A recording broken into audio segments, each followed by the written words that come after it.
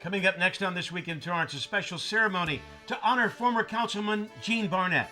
And after a recent act of vandalism, the community supports a local organization to help raise much-needed funds. Plus, downtown Torrance gets 15 new handicap parking spaces. We'll tell you why. Then a business owner celebrates the opening of his store in Torrance, offering his sweet confections. These stories and much more are just seconds away. Your local news starts right now.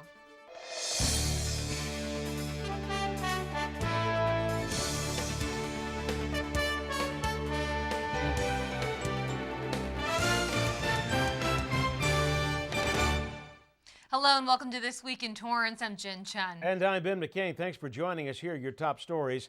It was a bittersweet night for many at the recent city council meeting as one city leader sat on the dais for his final meeting. Fellow council members, city staff, and the community at large attended this week's council meeting to honor and thank now outgoing Councilman Gene Barnett for his leadership and service to the city of Torrance for the past 44 years. Barnett worked in the Community Services Department for 35 years before joining the City Council in 2008. Council members who've worked with him shared their memories and spoke of his commitment to the city. Gene, it's been a great honor to be up here as a colleague of yours here the last 2 years. Thank you for all the years of service that you've done, not only as a council member, but involved with the city. I will miss the great stories, the bad sheep jokes, the banter about USC and Notre Dame, but most of all, I'm going to miss my good friend Gino. But beyond just serving on the city council, Barnett also spearheaded huge projects during his time as the Community Services Department director, leaving his fingerprints across projects like the Torrance Cultural Arts Center, the Madrona Marsh Preserve, the Torrance Farmers Market, and numerous creations of parks, to name a few. To the people of Torrance, thank you all for your willingness to work for good causes, to speak out on issues and reach out to people in need. Serving you over the past 9 years has been at times humbling, for the most part rewarding, and without a doubt memorable. Through this experience, I have been truly blessed. So, thanks again.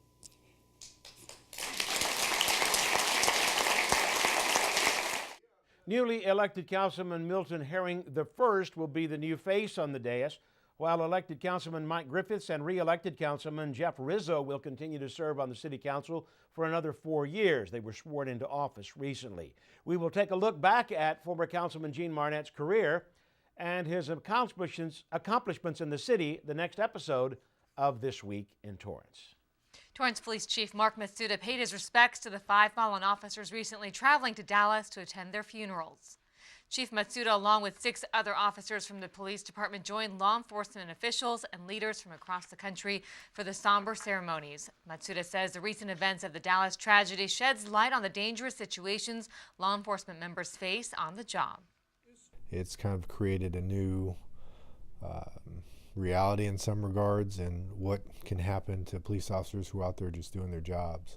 Even though it was always a job that potentially could be dangerous on a regular basis, this presented a new challenge for us as we go out there in our communities and really helping people, even when they're protesting in a peaceful fashion, how things can go awry. The Torrance community has shown an outpouring of support for the local police department. Notes of encouragement and kindness have been left on officers' cars. Flowers and food have also been dropped off at the police station. Matsuda says by attending the funerals, he hopes to bring a sense of unity. I think it's very important for us to pay respects to the fallen officers. It lets our officers know that there's somebody and people are out there supporting what they do. And it's also important for their families to see that level of support. You know, we do that each year with our police officer memorial, and I think tributes like you'll see in the upcoming week at the funeral services for the fallen Dallas officers will go a long way towards healing. It's not going to fix things, but it's going to go a long way towards healing, not only the families but also the law enforcement community.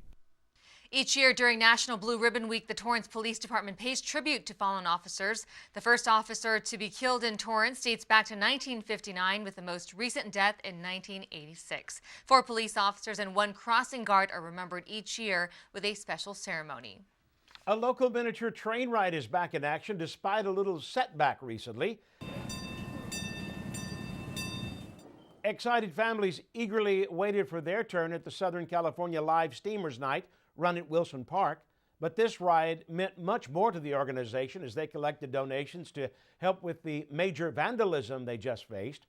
These suspected juveniles left graffiti on trains and a tunnel while also damaging a train engine. The organization is funded by donations and offers free rides to the community. Now, due to the cost of fixing the damage, a future project which would extend the train tracks to Crenshaw Boulevard is put on hold. We're in a position now of having to rebuild or build a new train cars. The ones that was damaged during the vandalism, it's just not appropriate for little kids to see. The paint was just so bad. Even as much as we cleaned it up, the chairs look like there's some blood in it with all the red paint. So our goal is to be able to purchase at least 2 train cars in the near future. Southern California Live Steamers President Daisy Lee says each train costs $2,000. The Live Steamers organization hoped to raise $1,000 during this night ride. Some locals who routinely attend the rides were surprised by the incident. You know, we love this place and hate to see anything happen to it. Police are asking for the community's help in finding the vandals. These surveillance photos were posted across social media platforms recently. The next fundraiser will be in October for Halloween.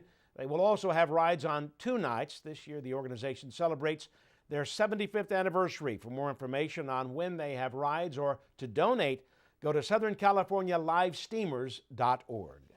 Blood donations are in high demand this summer as the American Red Cross recently reported a severe blood shortage throughout the U.S.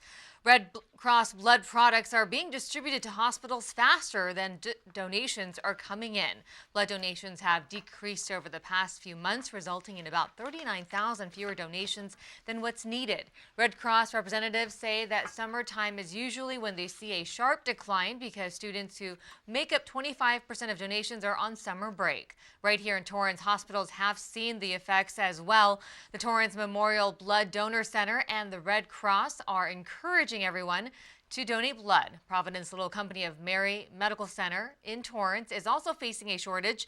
The hospital's blood bank manager told CitiCABLE that they've seen reductions in the amount of red cells and are monitoring the supply closely.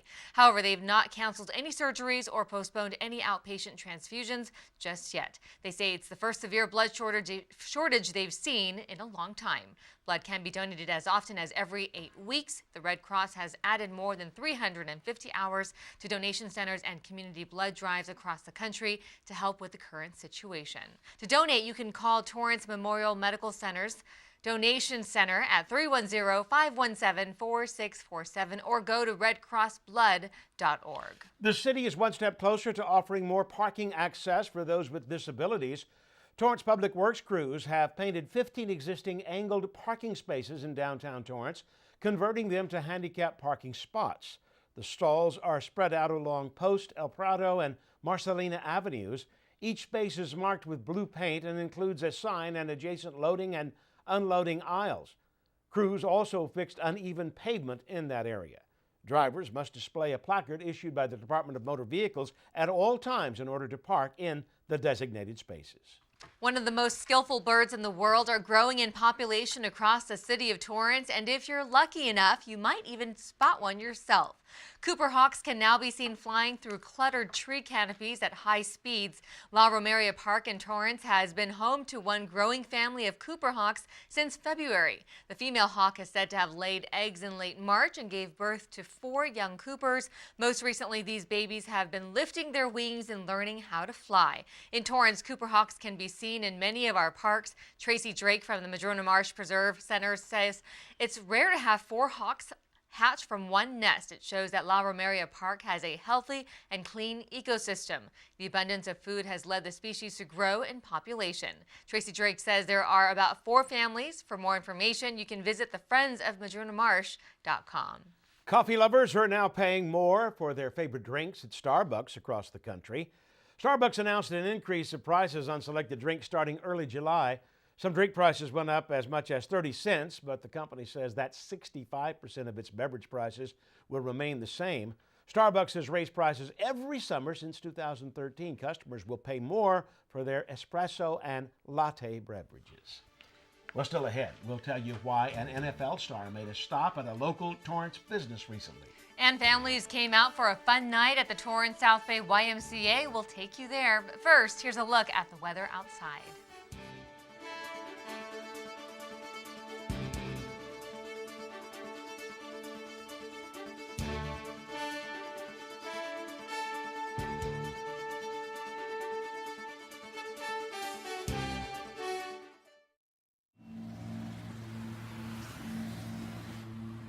This is the city where danger lurks.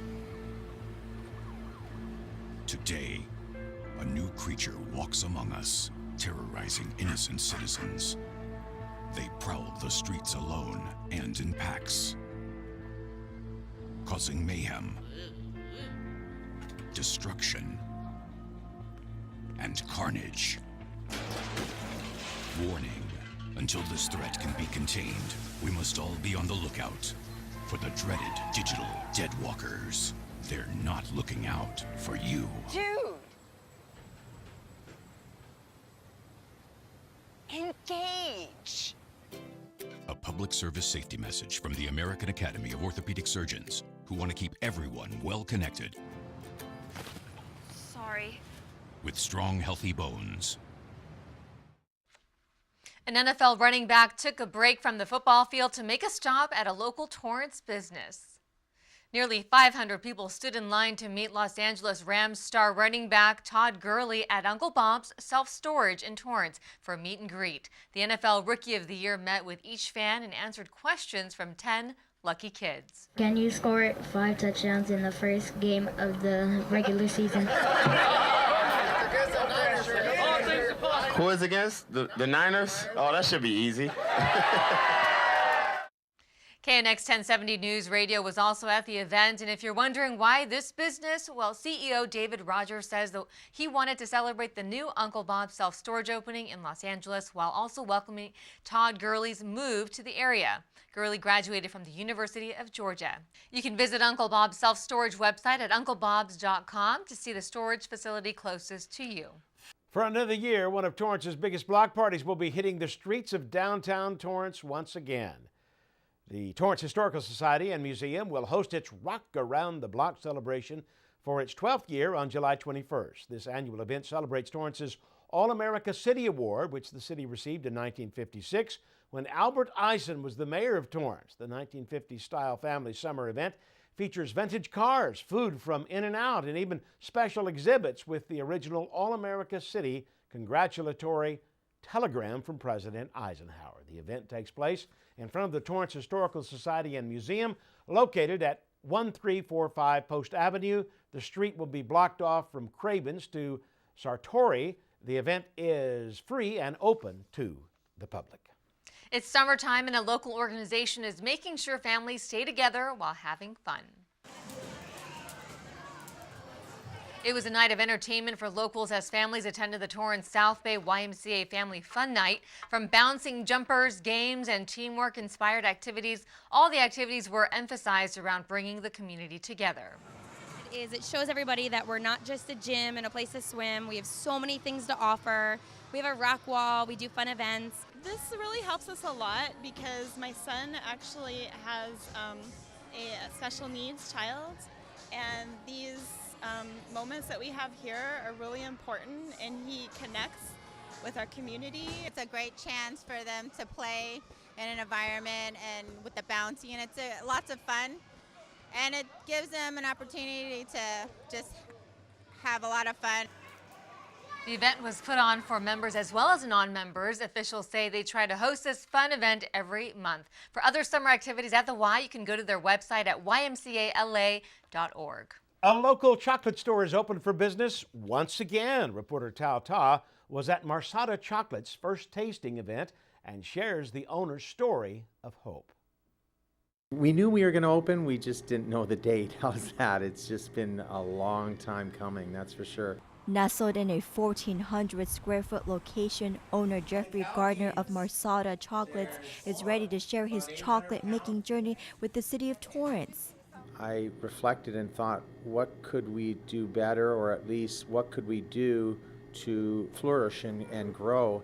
And one of the number one things is we needed larger machinery to keep up with our, the demand. But I didn't want to just ask for some money. A former professional ice hockey referee, Gardner had moved from Canada to California to start his chocolate business in 2003. But despite a rough patch and help from the community, he was able to get enough support through his Kickstarter page to open up shop again at this new location. I thought we weren't going to make it. Then all of a sudden we got the phone call and saying, hey, we're going to make this happen for you guys. And thanks to the Los Angeles Kings and Kelly Cheeseman and their staff, it was a great holiday wish. And along with a few radio stations and television stations who helped spread the word about Gardner's mission, soon enough he reached his goal of $40,000. When Jeffrey Gardner started Masada, he was one of the very first chocolatiers in California who started with cacao beans rather than a partly processed product called Culverture chocolate. I get my lemons, 500 feet away from here, in neighbors' yards that offer me, lemons. I get my mint from the farmer's market, same with the raspberry. The store has delights that can satisfy any sweet tooth with up to 25 different chocolate variations, pastries, and soon even a taste of gelato. And with so much variety to choose from, it's really hard to say no, even for a chocolate lover like myself. They are amazing. They have battled so many obstacles and I think what amazes me the most is how positive they are through everything that they've been through. There was times I thought that I'm going to open and then I'm going to close right away because the funding's just not there. So I just hope that, people will come down here and support local business and support other local businesses too. And for Gardner, who moved to America to pursue his dreams, he's realized anything is possible if you put your mind to it. Whatever it is you do, never give up. For Torrance CitiCABLE, I'm Tao Tao. Thanks, Tao. Masada Chocolates is located on the corner of Del Amo Boulevard and Anza Avenue. Their products are also available at the Torrance Farmers Market.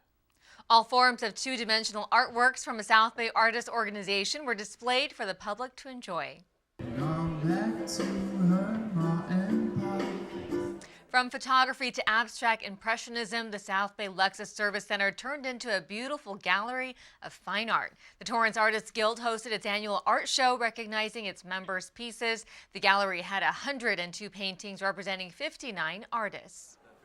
Torrance Artists Guild is the oldest chartered artist group in the city of Torrance. We've been around since the 1970s, and currently we have over 100 members.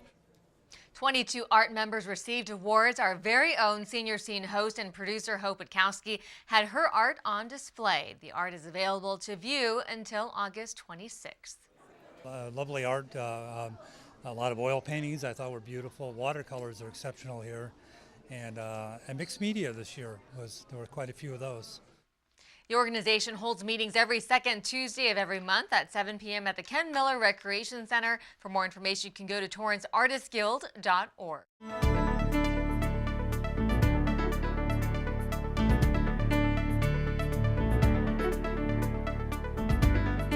A research company is giving the city of Torrance 2 thumbs up and making it one of the most desirable cities to enjoy the outdoors. The city of Torrance was ranked number 11 out of 25 cities that were named most beautiful for outdoor activities. Niche compiled information and various cities showing that city life and being outdoors are not always the same. 227 U.S. cities were considered based on local weather, air quality, and access to natural amenities. Torrance was ranked on its central location near 10 state parks, 53 beaches, and the weather was given an A+. The city has a new tenant moving into what used to be a well-known restaurant in downtown Torrance. Cafe Roma plans to open at 1261 Cabrillo Avenue this fall, replacing the former Buffalo Fire Department restaurant, which closed about a month ago. Cafe Roma will offer Mediterranean cuisine options for diners in downtown Torrance. And more exciting news for the old Torrance area, the long-awaited Restoration Kitchen and Wine, which used to be Luigi's Pizza, hosted a soft opening with just family and friends recently. While they're still finalizing the wine list and menu, foodies interested in checking it out can stop by for dinner from 5 to 9 p.m. Restaurant owners hope to officially host a ribbon-cutting ceremony and grand opening by mid-August. Del Amo Fashion Center welcomes its newest tenant to the boulevard, The Body Shop, a popular chain offering bath and beauty products, just opened its doors on the first floor of the Fashion Center near the Disney Store and Women's Macy's. The retailer specializes in natural beauty products from head to toe. Interesting fact, the company was the first to prohibit the use of ingredients to be tested on animals. The Body Shop was founded in 1976 and has stores in 61 countries. You can stop in anytime for consultations.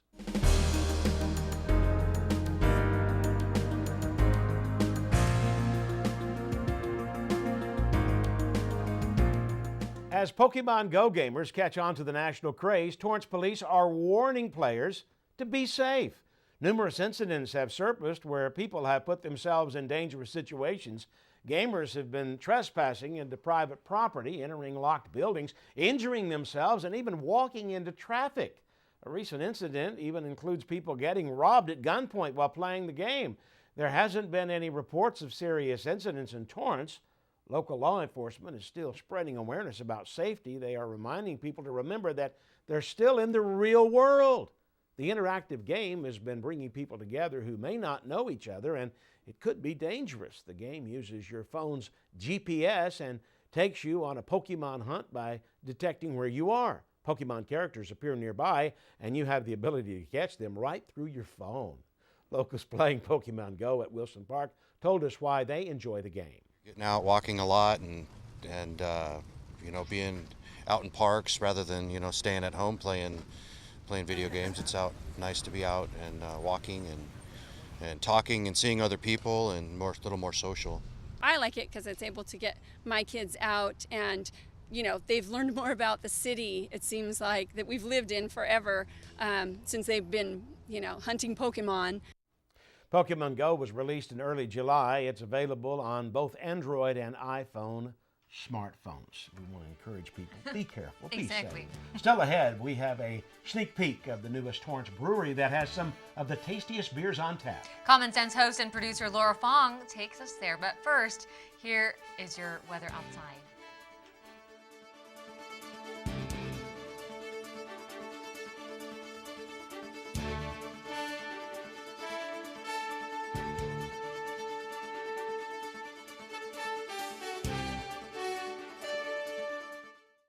I am a veteran, and my victory was finding the strength to be a champion.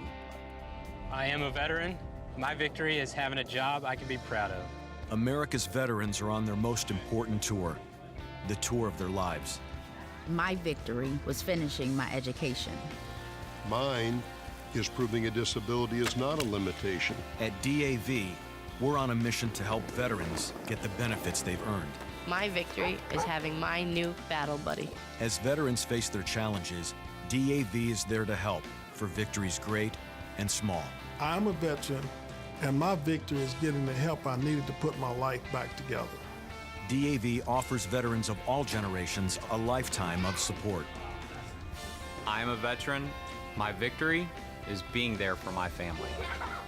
When America's veterans win, we all win. Help us support more victories for veterans. Go to DAV.org. Welcome back. Common Sense producer and host Laura Fong recently visited the newest brewery in Torrance, a business idea that started brewing among a group of friends. Tell us more, Laura. Hey, Jin and Ben, we're brewing up a flavorful episode of Common Sense featuring Scholl Premium Ales, the 8th brewery to pour into Torrance. They've got a unique story as well as some unique craft beer.